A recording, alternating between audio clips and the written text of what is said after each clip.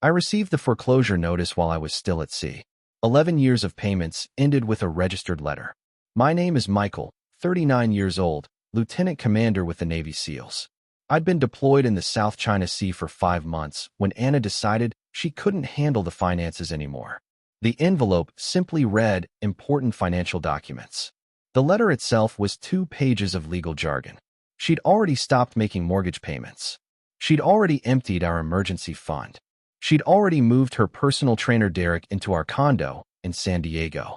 I read the letter twice, folded it neatly, locked it in my footlocker, showered in the cramped stall, dressed for my shift, said nothing to anyone. When I finished my rotation that night, I sent a 1-line email to my brother. "Need your help with something urgent." That was it. No explanation, no details, no emotional outburst. Ramirez, my team member, glanced over during equipment check.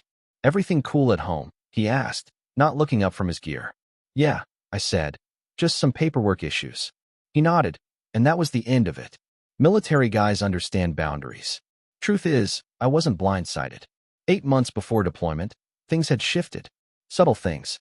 Anna stopped sharing her daily stories, started working unusual hours at the real estate office where she was an agent, started attending private yoga sessions, but never seemed more flexible. New hairstyle, new social circle I wasn't introduced to, new passwords on her laptop. I didn't confront her, didn't install tracking software, or hire someone to follow her. That's not my approach. But I wasn't oblivious either. So I made some quiet arrangements of my own. Nothing drastic, just safeguards.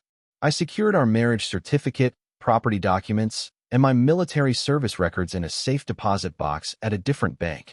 Navy Federal Credit Union across town, not the Bank of America where we had joint accounts.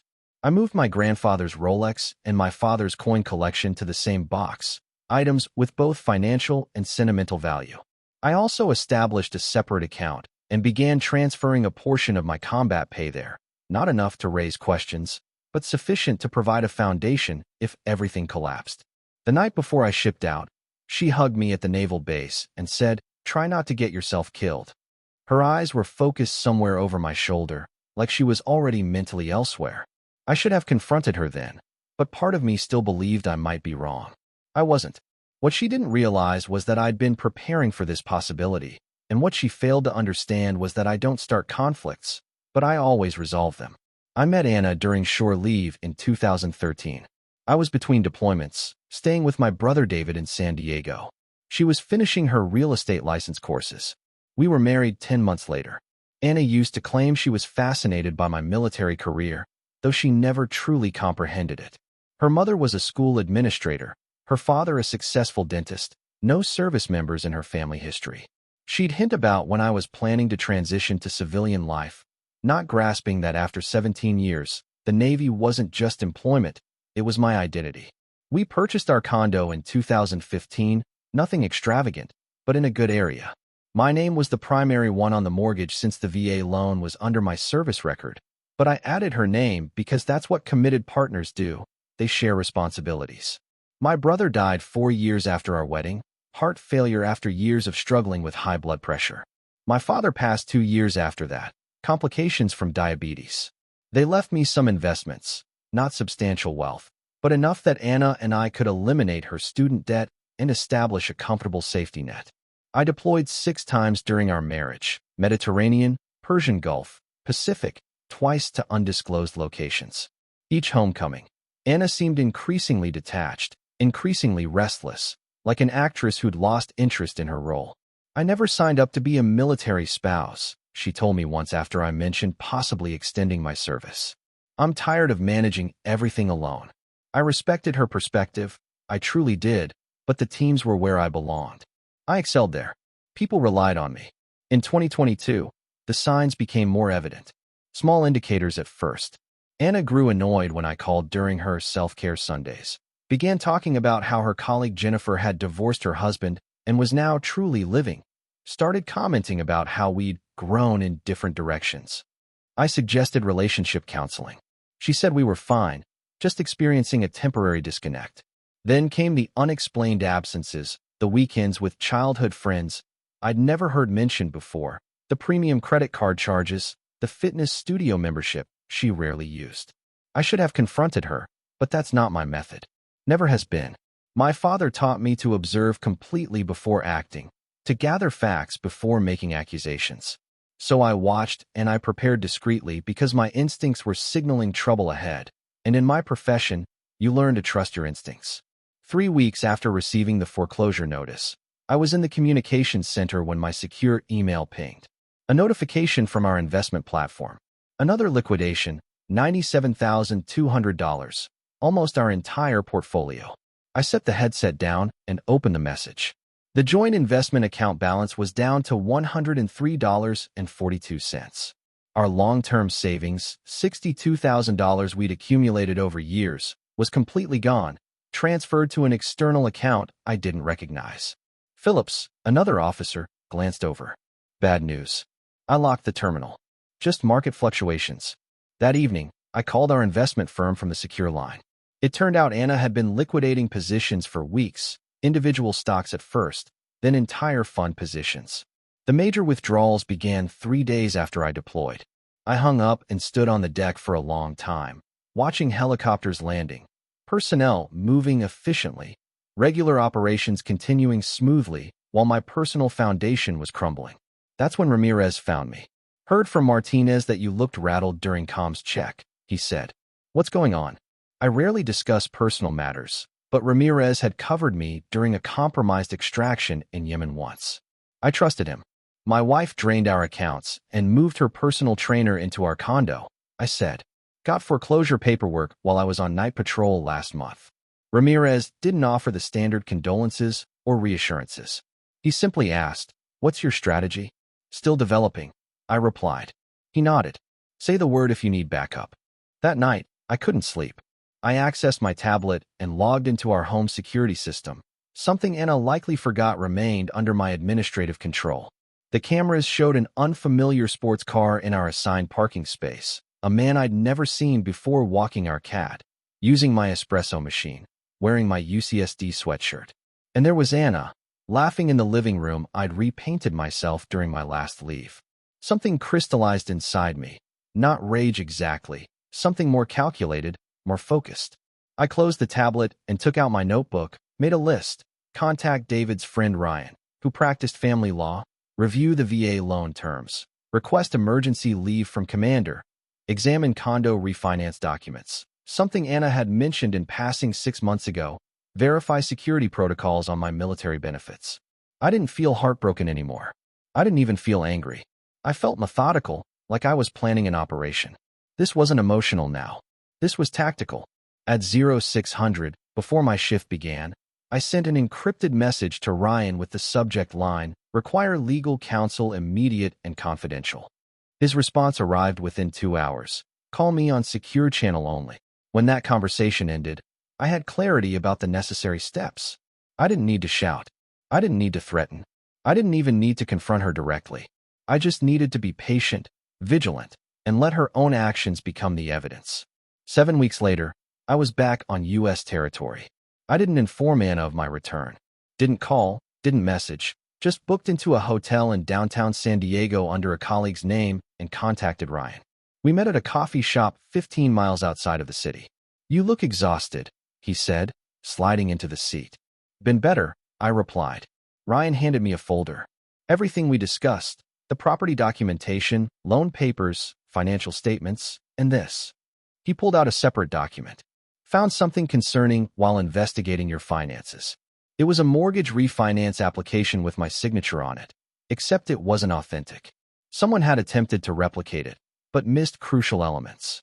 The service number was incomplete, and the handwriting rhythm wasn't consistent with mine. Anna did this. I asked, though I already knew. Ryan nodded. 2 months ago. Used the equity to extract $290,000. Your signature is required since the VA loan is exclusively in your name. Forge my signature, leverage our home, then drain our accounts and push for divorce, I said. Efficient operation. It gets more complicated, Ryan said. She listed her trainer as a co-borrower. He has a history, fraud conviction from 2020 and outstanding tax liens. I took a measured breath. What options do I have? Several, Ryan said. But first, you need to determine your objective. I considered carefully. I want my rightful assets protected, and I want accountability. Ryan smiled slightly. Then here's the approach. The following day, I drove past our condo building. Derek's car was absent, but Anna's SUV was in its usual spot. I parked across the street and observed for a while, contemplated approaching her directly, confronting her, but that wasn't our strategy.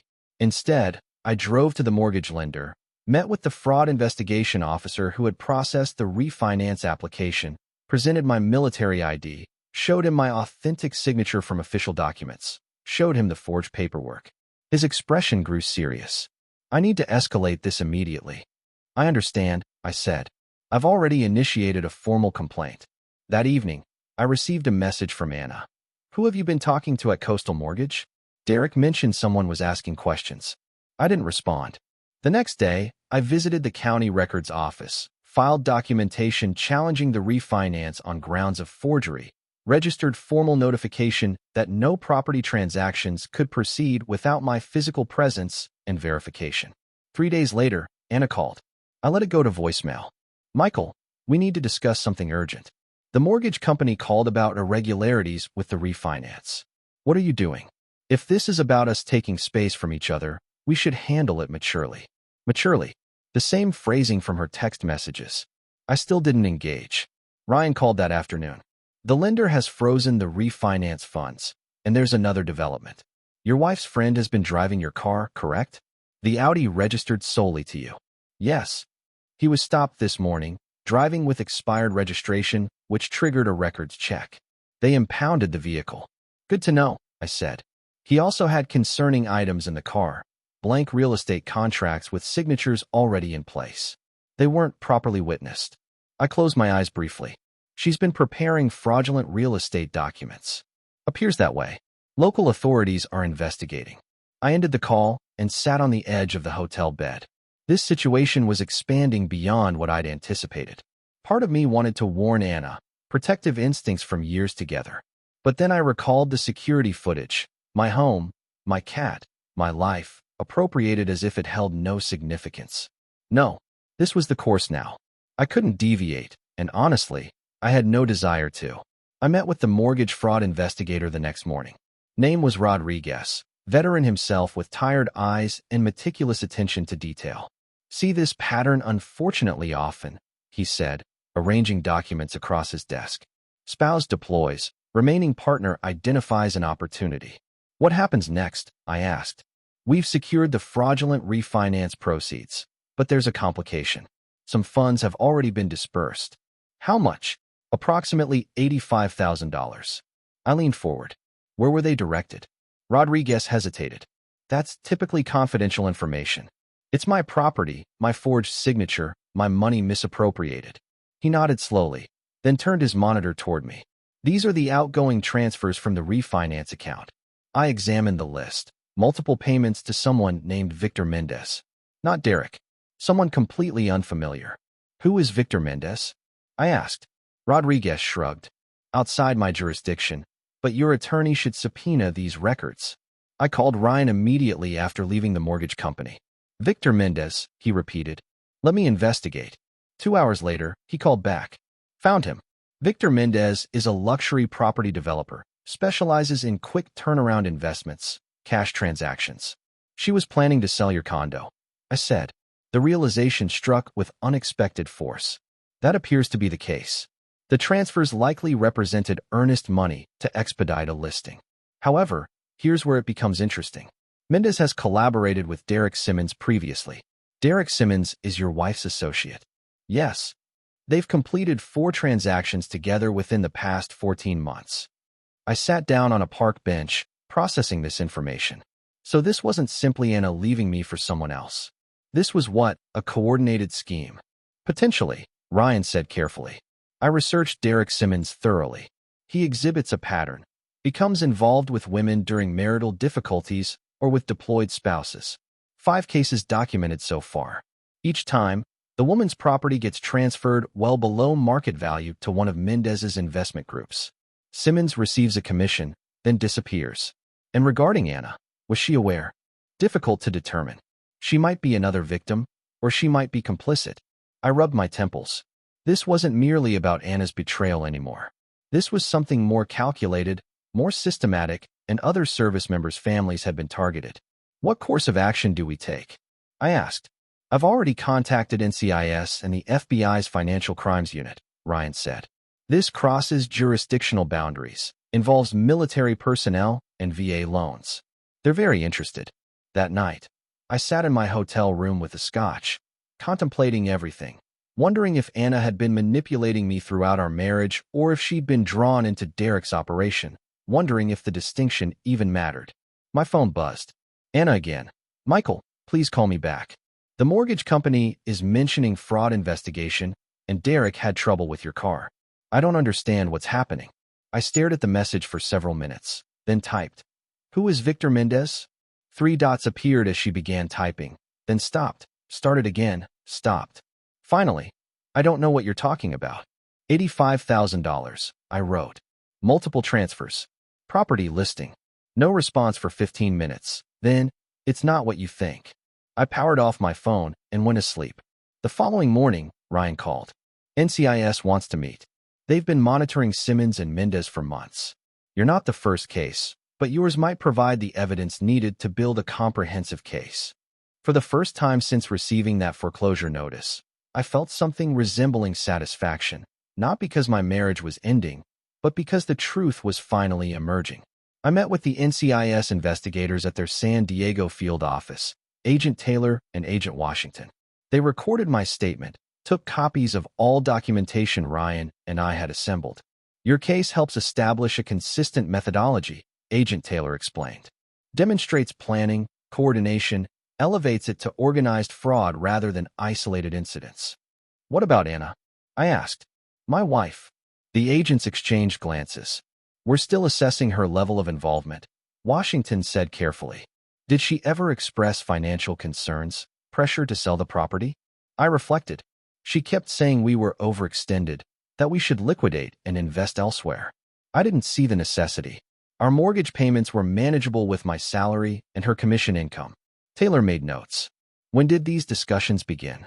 About 8 months ago, around when she likely met Derek. And regarding the refinance, Washington asked. Never discussed it with me directly. She forged my signature while I was deployed. They asked additional questions, took extensive notes. When we concluded, Taylor provided her card. We'll maintain contact. Meanwhile, avoid confronting your wife or Simmons. We need to develop this case methodically. I nodded. Understood. That evening, I drove to our neighborhood again, parked across from our building. Derek's car had returned, parked in a visitor space. Anna's SUV was gone. My phone buzzed. Text from Anna. We need to talk face-to-face. Meet me at Mission Bay Park tomorrow. I showed Ryan the message over breakfast the next day. Don't go, he advised. Nothing productive will come from direct engagement at this point. I won't, I said. But I'm curious about her activities today while she believes I'm meeting her. We drove to our condo at 10:15 a.m., parked across the street. At 10:30, Anna came out, got in her SUV, and drove away, heading toward Mission Bay. Now what? Ryan asked. Now we wait, I said. 25 minutes later, a luxury sedan arrived, real estate development logo on the door. Victor Mendez. Derek came out to greet him. They conversed briefly in the parking area, then entered the building. Should we follow them? Ryan asked. I shook my head. Unnecessary. I installed comprehensive security monitoring last year, interior and exterior. Uploads continuously to secure cloud storage. Ryan smiled. You didn't mention that previously. Wasn't relevant until now, I said, taking out my tablet. I opened the security application and positioned the screen so Ryan could view it. Mendez and Derek were in our living room.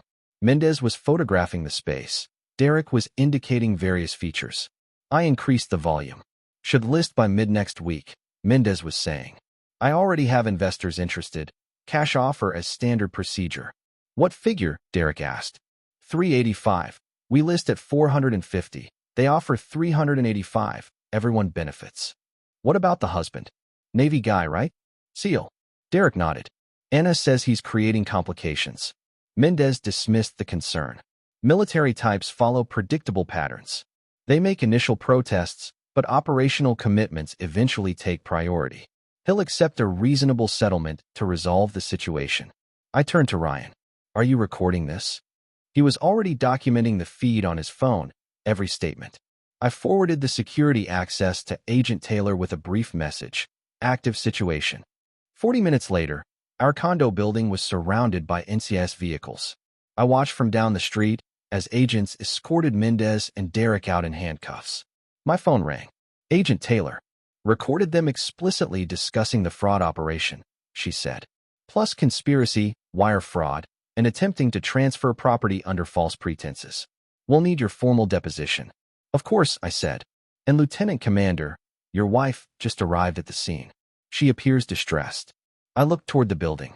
Anna was standing near the entrance, visibly shaken, watching as ncis agents carried boxes of evidence from our condo.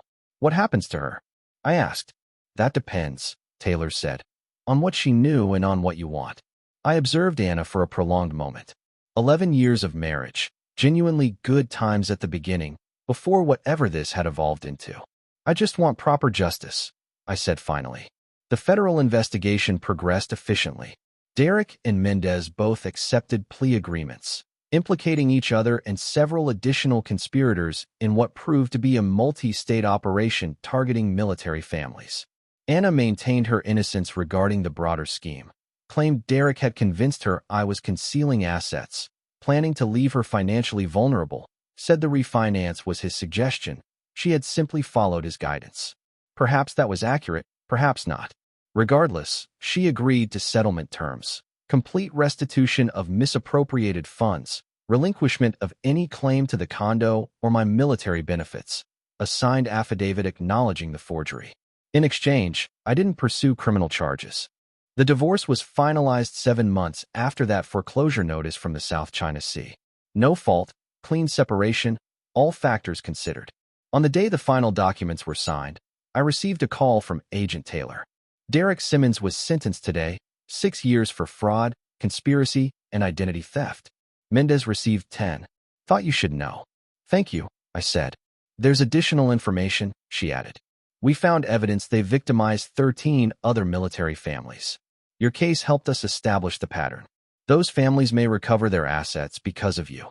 After we disconnected, I sat on the balcony of my temporary apartment, watching sailboats on the harbor, thinking about those other families, other service members who deployed believing their homes and relationships were secure, only to return to devastation. I hadn't intended to dismantle Derek and Mendez's operation. I simply wanted what legally belonged to me. But sometimes circumstances unfold in unexpected ways. My phone buzzed, text from Anna. I never wanted things to end this way. I didn't respond. There was nothing remaining to discuss. A year later, I sold the condo. Couldn't bear to live there anymore. Too many memories, too much deception within those walls. I used the proceeds to purchase a small house near Coronado, closer to base. 3 bedrooms, modest yard, ocean view from the rooftop deck. I continued my service with the teams. 22 years was substantial investment. I'd given considerably, but still had more to contribute. I adopted a rescue dog, Belgian Malinois named Ranger, started teaching advanced tactical swimming for new SEAL candidates. Nothing glamorous, but it kept me engaged and provided purpose. My military pension would eventually cover retirement needs. Occasionally, I thought about Anna, wondered where she had settled. Ryan heard she'd relocated to her hometown near Portland, working at another real estate firm, rebuilding, I suppose.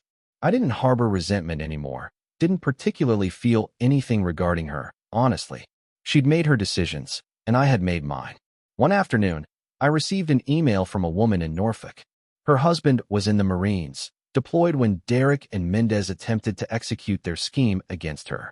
NCIS had provided my contact information as part of the case resolution. You don't know me, she wrote, but you protected our family's future. Thank you for taking action when accepting the loss would have been simpler.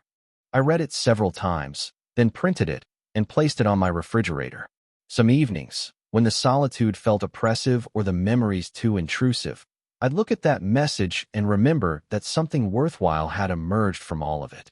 Last report I received, Derek remained in federal custody. Mendez as well.